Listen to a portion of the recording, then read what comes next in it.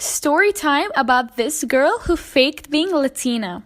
So there was this girl who went to my school. Let's call her Sarah. Sarah is the queen of lies. In every subject we talk about, Sarah always, and I mean always, comes up with a lie that has to do with her life. Here's an example.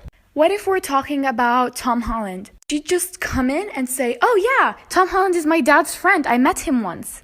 You know, these types of lies. Another one is when she told everyone she's Latina. It was lunchtime in school and we were talking about where we went for the summer. Sarah tells us that she went to Spain and she started telling us on what she did there and says that she's 50% Latina. She also said that she lived in Spain for 6 years. And if there is any person who lived in Spain for 6 years, they must know how to speak Spanish. And then my friend Kayla asked Sarah, "What does good morning mean in Spanish?" And then Sarah looks at us, looks back at her food and said, "I don't know, I'm still taking Spanish lessons." And we just look at her that she doesn't even know what good morning means in Spanish. If she had lived in Spain for 6 years, she would have known what it meant. I don't know how, but that incident has spread around the entire school. Every person that walks past Sarah just says, "Buenos dias," basically teasing her about not knowing what good morning means in Spanish. And then Sarah didn't show up to school for 3 days after that. And oh boy, we haven't even gotten to the crazy part. The 3 days pass and Sarah comes back to school. As soon as she walks into the class, everyone's eyes was on her. She came up, sat in her seat, and this lady showed up in a crop top, skinny jeans, fake nails, and fake lashes. And her hair was in a bun with edges. Yes, you heard me, edges. This lady is white. And in lunchtime, she took out a bag of hot Cheetos and some dipping sauce. I don't know if this was supposed to make us think she's Latina, but trust me, it didn't work. All of the freshmen and sophomores took out their phone and started filming her. This is where I kind of felt bad, but she ran to the back and she just stayed there and didn't show up to any classes for the rest of the day. Story time. So there was this one girl in 7th grade, let's call her Lexi. And Lexi used to sit next to me in class.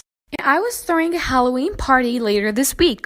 I decided to write a list of what we're going to be doing at the party in class while Lexi's sitting next to me. She looks over at my notebook and sees it. And she was like, "I'm invited, right?"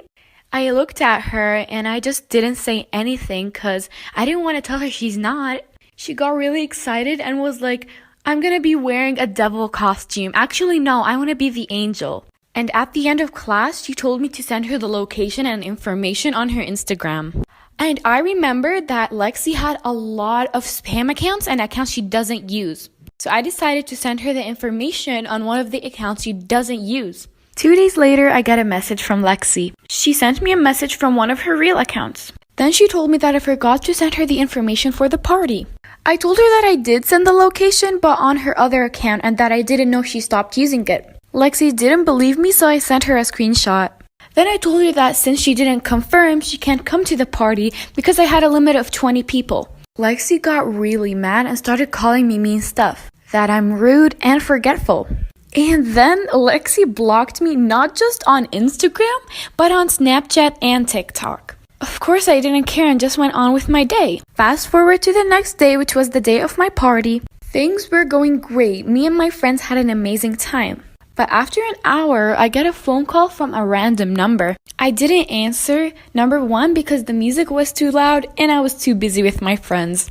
Maybe 10 to 15 minutes pass, and that number calls me again. I handed my phone to my friend and let her answer the phone. She told me that there was a person waiting for me in front of the house. I, of course, didn't want to go outside alone, so I let my friend Jason come out with me. As soon as we arrived to the front of the house, we see Lexi and her mother sitting next to her in her car. I just stood there in disbelief, not knowing what to do. Lexi got out of the car, looked at me and rolled her eyes, then looked at Jason and started talking to him. She was like, Jason, can I come in? And Jason didn't know what to say, but he said yes. And Lexi had the audacity to show up to my party after she blocked me on all of my social media. Lexi stayed with Jason and Jason's friend.